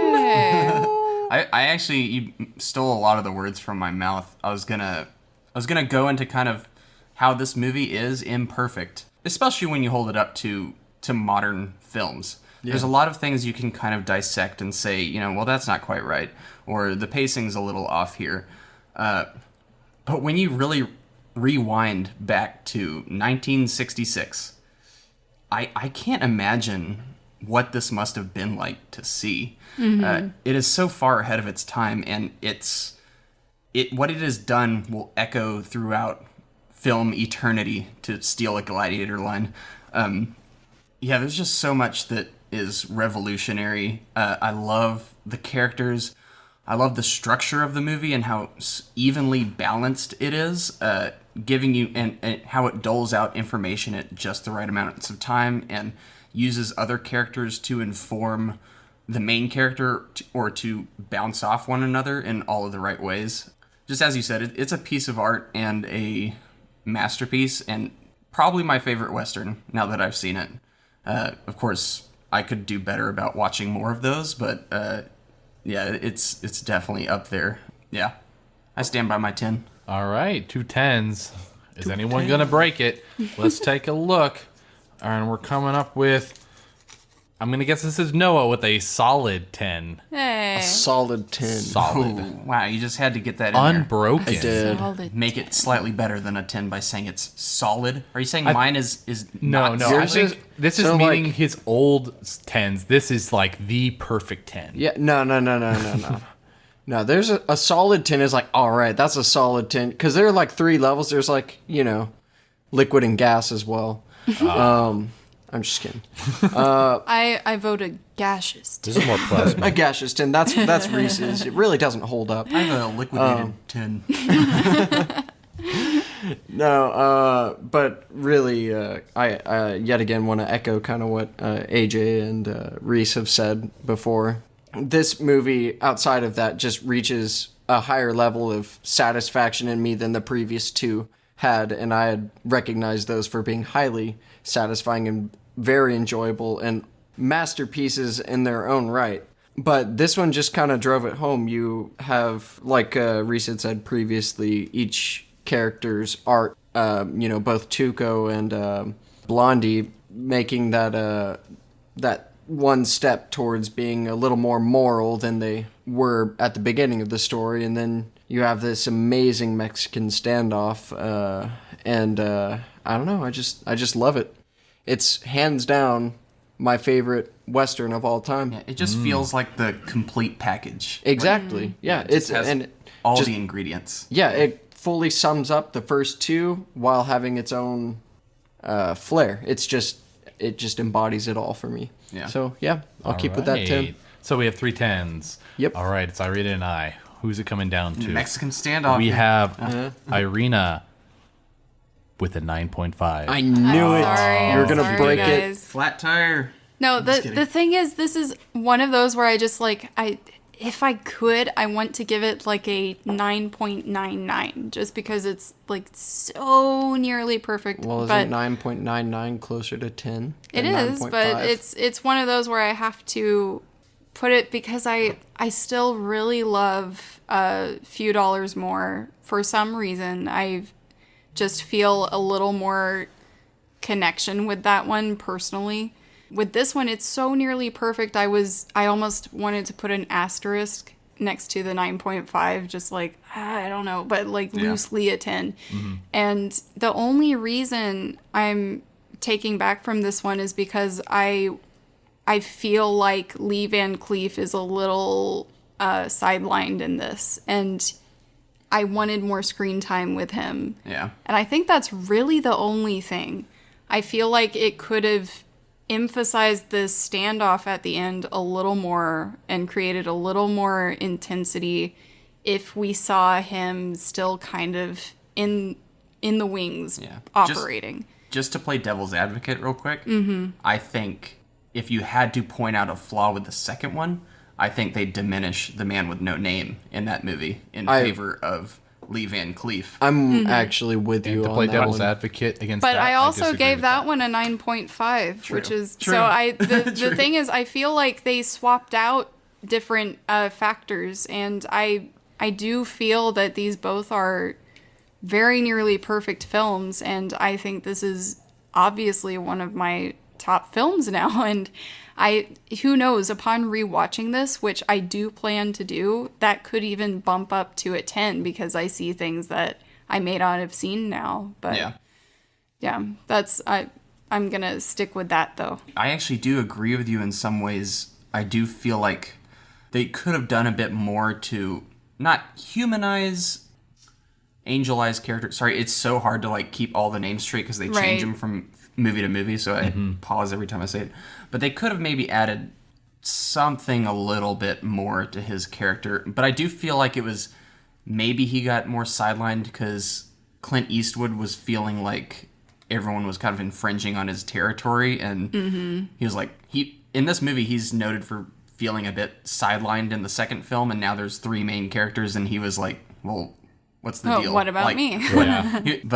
And they ended up paying him a lot more to get him back because they realized how Substantially. important he was. Clint. So I could see him taking more of that lion's share of screen time. And Yeah, and Van it's Cleef, not a bad thing. yeah, Right. getting the chop. I do Yeah. agree with you that I do feel more emotional connection or impact for a few dollars more, Right. especially from the villain standpoint. And I'm always the one that's saying a strong villain makes for a strong protagonist or hero. Right. My worry for this one is if you gave Angel Eyes more screen time at a 3-hour runtime, then you're cutting into someone else's, probably notably Tuco's, and diminishing Yeah. his development would almost yield 3 characters that are just kind of ho-hum in middle of the road, because Blondie is not ho-hum, but he's middle of the road. He's not over-embellished. He's not Right. completely in the background. So Yeah. if we lessen Tuco in favor of Angel Eyes, then I feel like everyone kind of adds a unhappy compromise. Yeah. But that's just my take on it. But I completely agree Yeah. with where you're coming from, because I do like to see strong villains. But the thing is, like, I have no issue with people giving this a 10. I think in some way, I kind of in my heart, I'm giving it a 10. But Right. because of other movies where I have pulled it back half a point for reasons like this, I don't want to forsake that and give this a 10 exactly, just on principle alone. Because I know I gave things like Girl with the Dragon Tattoo a 9.5 for just one issue. And I wouldn't feel the same. There was kind of like that dilemma in my head where I'm thinking, this movie is so well known, so many people love this movie, and I felt pressured in a weird way to give it a perfect 10. But so I'm gonna stick to my guns with the 9.5, No, and which is still a great score. Oh, absolutely. Yeah, that's a glowing score. And Yeah. I'm I not commend you for complaining that, about because I went into this because I was almost worried, like, am I going to feel compelled to give this a 10 because everyone recognizes Yeah. it as a masterpiece? The peer pressure, Yeah. like, I don't want to be one of those people who's like, oh, I have to give this a 10 just out of some pretentious, aspect Right. of I'm a movie critic, like, I know what I'm Right. talking about this movie and all this stuff. And I have to prove my caliber. exactly. So I definitely feel the danger there. And I hope that I didn't fall into that trap, because I wanted to give this movie don't its own think fair you did. shake without, Yes. being, over haughty about Yeah. it, or whatever the word is. I Well, think, let me with say you- that I'm so glad that people gave this 10s, though. Like, I'm just to Yeah. say that, yeah. I'm on the other side, though, where I kind of went into this trilogy perversely excited to, find all these flaws with it and go against the grain. Yeah, I was kind of But- the same area. Yeah, but then it totally proved me wrong film to film. And this, Yeah.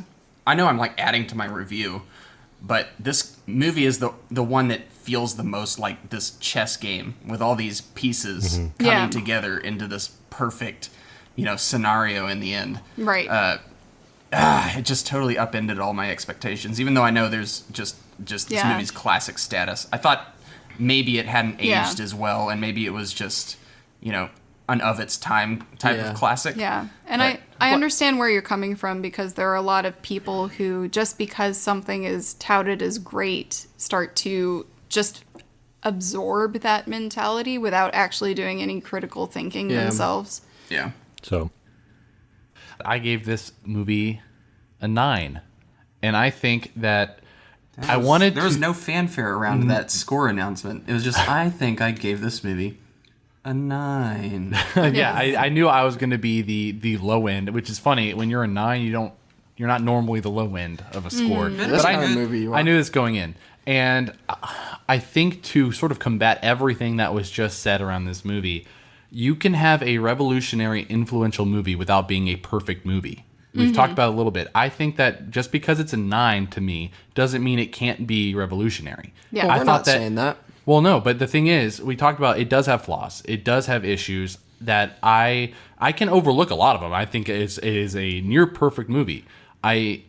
Similar to Irina, when it came to the fact that we didn't have Lee Van Cleef for the last hour nearly, the fact that certain pacing moments can leave you feeling a little sluggish, that you kind of might drop off in certain points, but they pick back up again.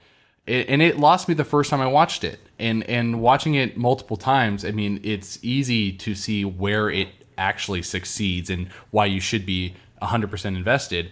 I think that there are better moments in the first and second one at times. I think that this just does a lot better in other areas. And in the end, it is around a half point off from what I thought the second one did. I would rather watch the second one than this one. And I know I'm in the minority in this. It's very close. They're both very good movies, but I thought it was better paced than the second one. It had a more developed characters, and I was more invested. By the ending of this movie, it had such great music and great, cinematography that I was captivated, but it didn't hold the same weight in my heart. And when it ended, I was happy, but I didn't feel like I went through the same journey, even though it was a long movie. So you gave this a 9, but you just trash talked it. No. Yeah, because He somebody's wasn't gotta. trash talking. All right, fair enough. And I agree with you. I would watch the second one over this one because of that emotional aspect of it. But for me personally, it's kind of analyzing a piece of art. Like you might like a Kincaid versus a Rothko, but I'm not. I don't know. Art is subjective, but Yeah, and that's what I was. I was talking I completely to, agree where you're coming from. So Thank you. Yeah, I was talking to Noah about this earlier when we were discussing the 3 movies before we came here. I can't fault anybody for giving this a 10. There's you can't. No matter what score you give it, if it's a high score, there's nothing you can say. I have no reason to fault anybody for their scores.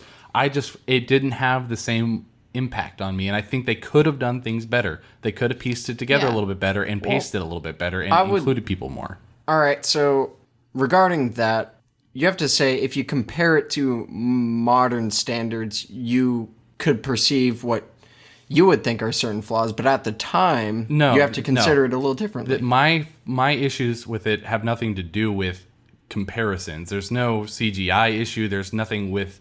I don't even know what the. I'm not it's talking about pacing. That. Yeah, that's exactly what I'm talking about. That doesn't have to compare throughout time. There's a lot of movies that came out back then that paced well. I think different storytelling generations at are the time paced was differently. maybe a little bit different. I mean, you have the epic, the languid exposition. I think what Noah's saying is not necessarily evaluating it for the time period, but just that style of storytelling isn't done so much so we're not used to it anymore. That's my perspective on it. Well, I thought this one was more modern. I thought that what they did in this movie was more contemporary. I think that anything that they were doing wrong with it is still in the time that they were doing it. It has nothing to do with nowadays. I'm going to say, before you go off again, Sure.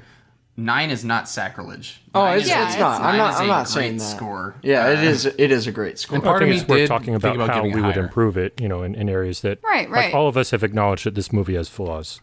Yeah. And it's just a personal distinction is can you give a movie with, several flaws a 10?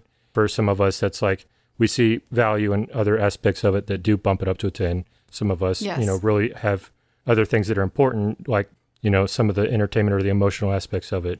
And a lot of this is how you view it at the time, your emotional state, and how you approach a movie. Can, all of our scores vary from, point to point, on any given movie, just based on our frame of mind and, when we watch a movie and that kind of thing. So I think all of us have said that this movie is a good movie. And I'm happy with what all the perspectives that we brought to this. And yeah, with that said, our ballpark for the group is a 9.7 average for this film, which puts it in second place of the movies we've covered, below Blade Runner 2049, which we had a perfect 10, which I don't know that we ever really gave that props for, hey, all of us gave this movie a 10. but Yeah. We kind of did. Yeah. But it was like we should have done more. But so Blade Runner 2049, perfect 10 for the group. Good, Bad, and the Ugly, a 9.7 at number 2, and then Master and Commander Far Side of the World, number 3 at 9.5, which is also tied at number 3 for with Blade Runner at 9.5. And the Okay, I thought Blade Runner franchise was up as a whole, across all 3 movies, has an average of a 9.3, so still a solid franchise overall. Hey. Yeah. Could you go down that list until you get to A Fistful of Dollars, just to kind of get a sense of the scope of where all these movies landed? Yeah. So not too far. So I left off at a tie for number 3 between Master and Commander and Blade Runner. Next we have Pirates of the Caribbean, Curse of the Black Pearl, and For a Few Dollars More, both at 9.4. And then after that we have A Fistful of Dollars at 8.9. So all 3 of these movies squarely within the top 10 movies that Wow. we've covered. And deservedly so. This is. Yep. I'm so relieved to say that this is one of the best trilogies ever made. Yes. Oh, yeah. And in today's time, there's more and more trilogies that are actually good. It used to be very rare to have all 3 films in a trilogy be good, but this one is top tier in terms of good trilogies where you could put on any film and it's not a weak link. I don't think there's a weak link in this franchise. I mean, there's ones that are not as strong as others, but I would never define them as like, Yeah. oh, this is lesser. I It's, will say it might be because of the fact that they're loosely connected. When you're coming up with a trilogy and you have to connect 3 movies in a row, let's say Pirates 1 through 3, you have so much more that you have to account for as each movie goes. This one, they did not have to do that, and I think that was way in their benefit. Yeah. Yeah. All right, so let's move on to what critics thought of this movie. Well, do you want to say And honorable since- death, or is that later? We'll do that towards the end. Okay. But it doesn't As really if we matter have when to we do. question it. I don't know, man. Let's just say we can just get that. Everyone out of the way. knows it's honorable. obviously Yeah. Honorable, Absolutely yay. honorable. honorable death. And for listeners who don't know, at the end of a franchise, we will determine if the death of the franchise is honorable or dishonorable. Dishonorable meaning that the narrative does not come to a satisfying conclusion, either it be teasing more or just ending unceremoniously in a way that it shouldn't. And it gets an honorable death for coming to a conclusion that makes sense and closes out And the can stand story alone. and can stand alone. Yes. Yeah. So honorable death, easy for this one. I think you all agree. Yes. Mm-hmm. I would concur. All right. Indeed. Let's move on to critics. So this is going to be a mix of current and old reviews across all of these. On Rotten Tomatoes, this movie has a 97%, with, I believe there's one negative review, and it was from 1966. One person didn't like this movie. One person. Well, one person that made it on the records. Yes, there are Yeah. actually a number of people that were mixed on this movie. Whether John Wayne was mixed. Yeah, whether it be because they were spaghetti westerns or because they didn't like how controversial the themes were and the violence. There are a number of reasons why people were a little narrow-minded. It was counterculture. when critiquing this film.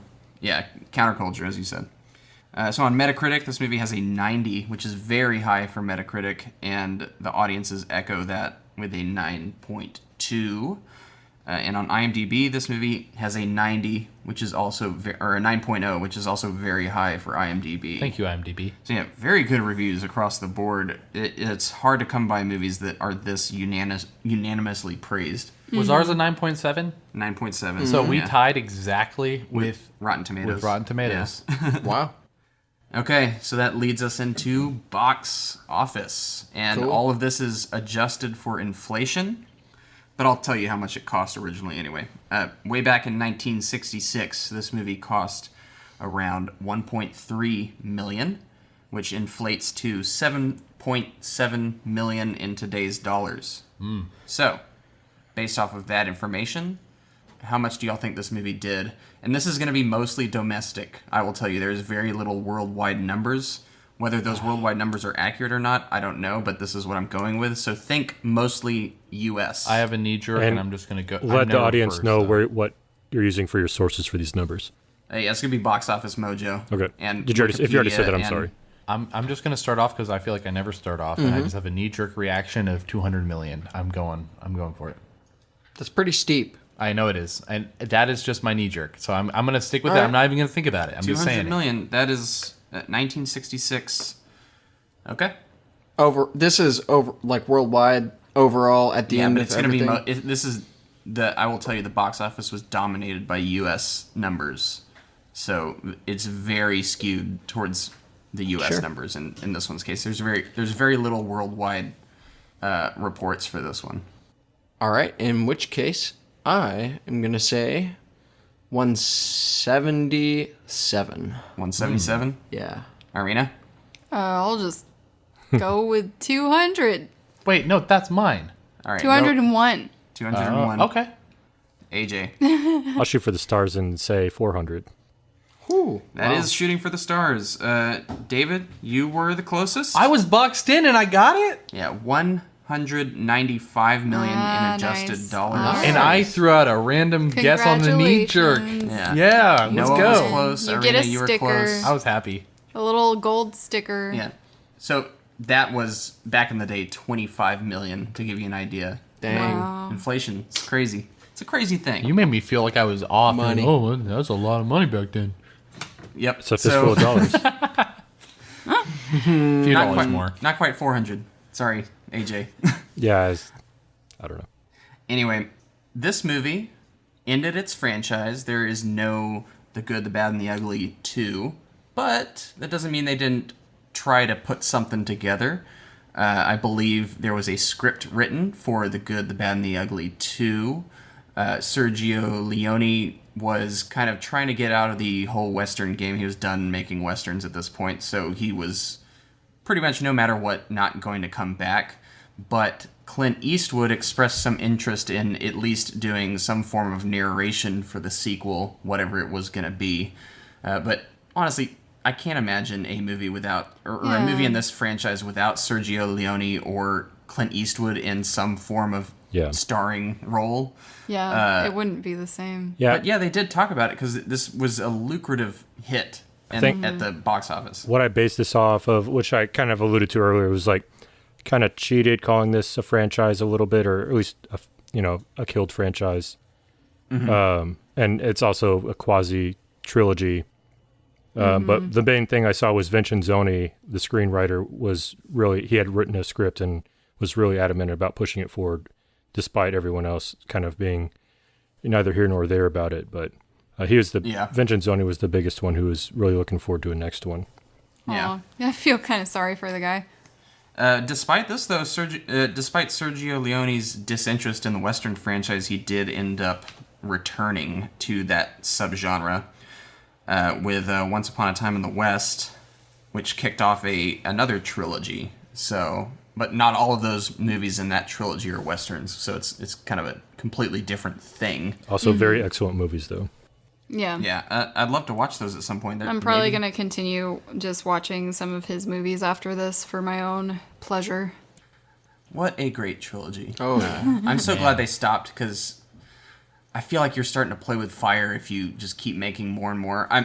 It's a risk no matter what. I know in some sort of alternate reality, a fourth movie probably exists. They could have done the Bond thing and, just been too big to fail and just keep making movies regardless. They'll keep selling. Well, it's proven Clint Eastwood isn't against being in franchises that are longer than this one. I mean, he played Dirty Harry in 5 movies after this. And he went on to be in more Westerns. Like, he's a Western staple. I mean, you got Hang 'em High, you got Outlaw Josie Wales, Pale Rider, Unforgiven. Yeah. Yeah, Pale Rider. Like, he's in so many. I was actually just looking up his filmography, and I'm like, dang, he's in way more Westerns than I thought he was. I knew he was in a lot. And it all started here. And what's crazy is a lot of his future Westerns, very few of them are poorly received. They're mostly praised. And actually, after this, he learned a lot in this, and he actually started his own directorial or production company and was a director in a lot of those himself from what he learned on Rawhide. And he was on Rawhide for like 7 years. So he actually put in a lot of the groundwork and wasn't one of those stars who's like, I'm too good for this, because obviously, he went and took a role in some no-name spaghetti Western production for $15 million. So, I mean, he's definitely got that work ethic, and you can see in some of his other stuff that he learned from Leone, and he brought stuff to the table in these performances as well. So Right. even though he's the man with Exactly. no name and he's kind of an ambiguous character, there's definitely, a little bit of nuance in everything he brings here. Yeah. All right. Let's put a cap on this episode. We are going to, after this, the next film was suggested by Irina. We're going to keep going with the Western theme here. And this is mostly because of the unfortunate death of Ennio Morricone. We thought we would send him out on a high note and talk about Django Unchained, which he did not score, but it will lead into The Hateful Eight, which was, I believe, his final film score and the one that finally won him an Oscar. So it seemed only fitting to kind of close out, on films that were inspired by Sergio Leone's style, because Quentin Tarantino, as we mentioned, was a massive fan of everything Big that Sergio fan. Leone did. Huge. Yeah. And Ennio Morricone final score. So it just seemed It like just makes sense. there's not going to be a better time to talk about these films. So, next Yeah. week, Django Unchained, and following that, The Hateful Eight. And they have a surprising connection to one another. They could have been in the same universe. So it'll be an interesting discussion. Until then, you can find us on pretty much all podcast streaming apps. We have an Instagram page manned by none other than the outlaw himself, David. He's doing a lot of good work on there. And we have some special stuff planned for these, so keep an eye out. Yeah.